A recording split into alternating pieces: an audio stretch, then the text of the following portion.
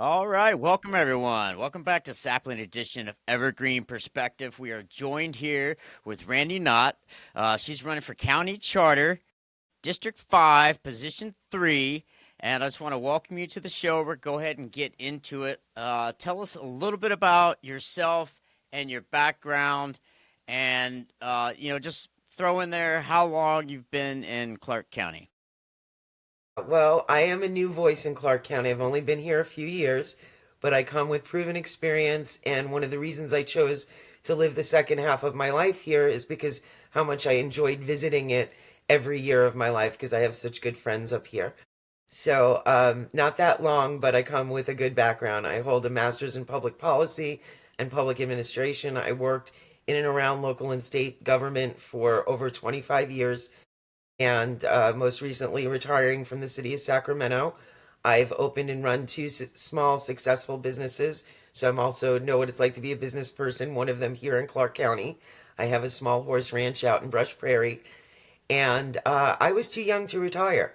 I have a lot of passion, particularly about local government, and I really want to serve the people of my community.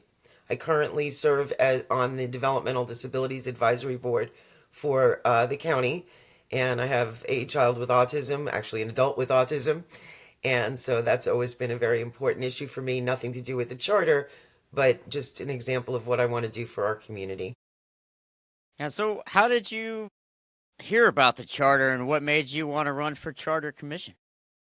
I've worked on 8 charters with different jurisdictions that I've worked for years, and I really come with a heavy staff perspective.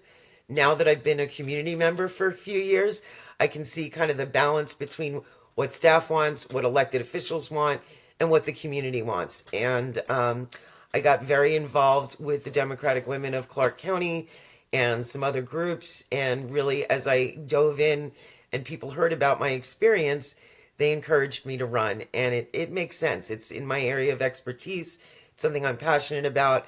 And balance of powers in local government is extremely important, especially right now as we face so many challenges on federal and state funding. Yeah, so I guess, kind of in your own words, what does the Charter Review Commission actually do?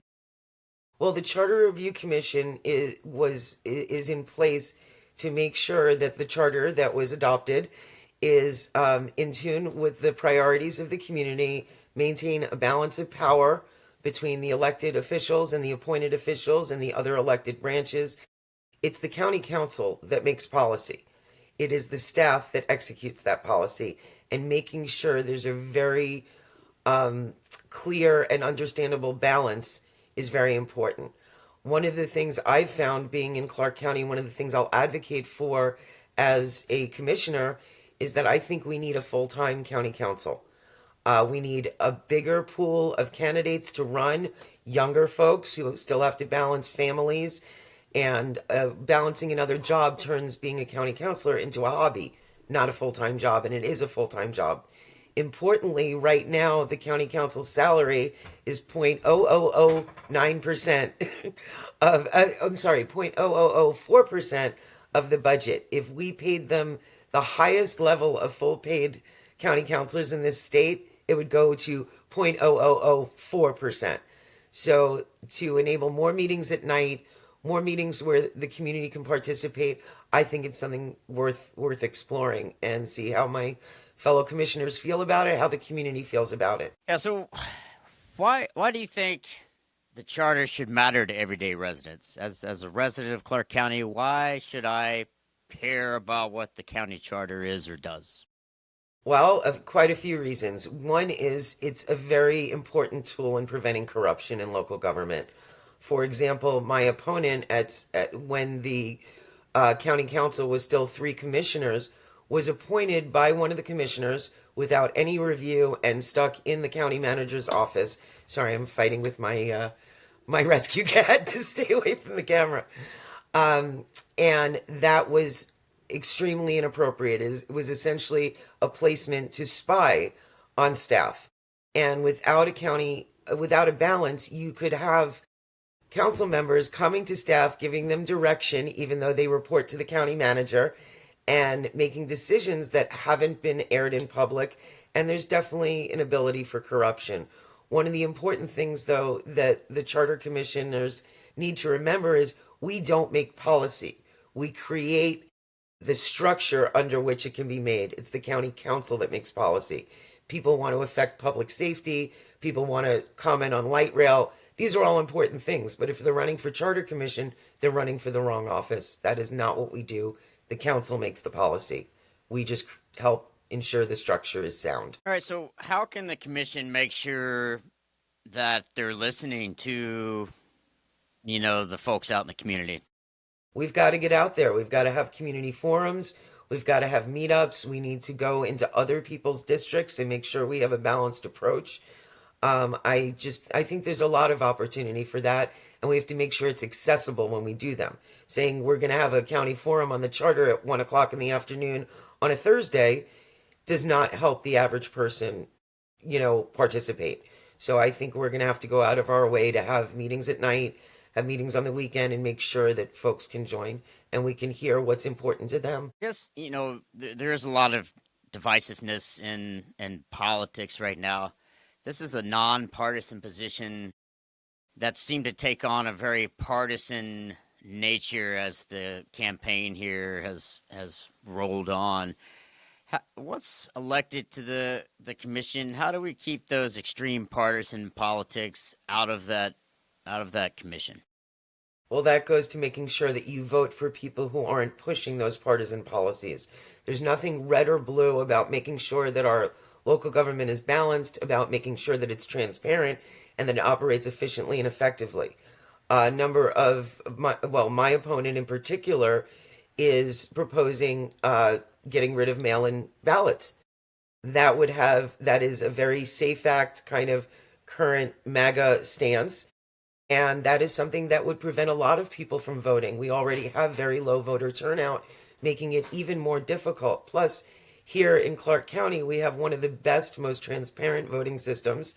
It's been audited and it's being done right. We have no reason to fear mail in voting, but that is something they could approach should they get into office. Another one is talking about increasing the number of county councilors that would have to vote for a tax increase or for a number of policies, essentially creating a tyranny of the minority. Right now, we just needed a majority, 3 of the 5 council members. It's nice when they're unanimous, but it's how we get work done. If it comes to a 4/5 amendment, that ties the hands of the county council, especially in emergency situations and times when we just need to fund important projects. So I don't agree with that, and I'm hoping we won't see too many folks advocating for things outside our purview or that reduce constituents' ability to participate in their local government. Right. And I guess with that said, on that commission, there's going to be a pretty wide range of folks on the commission when it's all said and done. That's the way the voting is going to go. How do you handle disagreements or differing viewpoints in that room with the 14 other commissioners? Well, you need to listen. You need to be respectful. You need to understand, if possible, where they're coming from. And then we need to negotiate to ensure that we bring what's best forward. Um, I've spent my entire life as a legislative advocate. There's always people in favor and against particular proposals. The civilized conversation, discourse, public policy research, public outreach, we need to keep those practices in place to ensure that we don't have people intimidating other people. We need to make sure we listen to the public. And importantly, anything that we do recommend has to go to the voters anyway.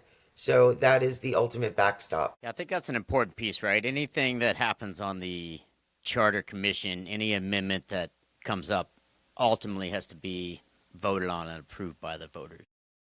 Exactly.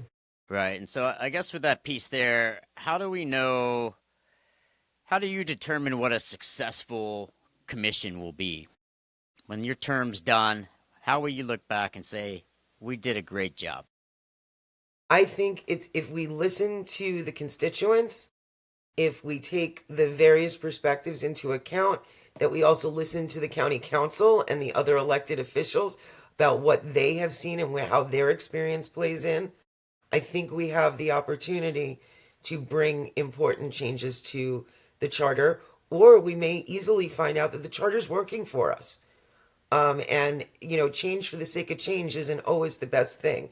So I think this deep dive, mutual respect, mutual understanding, and seeing that people come from different parts of the county, they come from different backgrounds, that all needs to be there in order to ensure that it represents the whole community. Right. I think those very important points there. And I guess as we kind of roll towards wrapping here, what's the one thing you want voters really to know about Randy Knott? That I care, that I am a lifelong public servant, that I have only the best wishes for my community, that I come with a lot of experience in understanding the technical parts of how this works and what can and can't be done, and to know that I will reflect the values of my community and advocate for what I truly believe is best. And having lived a lot of my life as an advocate, I feel confident that I can do that. And I look forward to working with you on the commission. There you go. So I guess how can people learn more about you and your campaign? They can go to my website, they can email me, they can call me. I'm on Facebook. I've got quite a bit of exposure out there. I'd love to answer their questions if they want to invite me to a neighborhood association meeting. Anybody, I am available. My kid is grown and I'm quasi retired and I am there 150%. Love it. Randy, I really appreciate you coming on and telling us a little bit about you and what you plan on bringing to the commission. And, I'll see you out there on the campaign trail. Looking forward to it. Thank you for the opportunity and thank you for doing this. I think it's really important that people understand who they're electing and why it's important to vote. So, Couldn't thank agree you. more. Yeah. Have a have a great day, man. Thank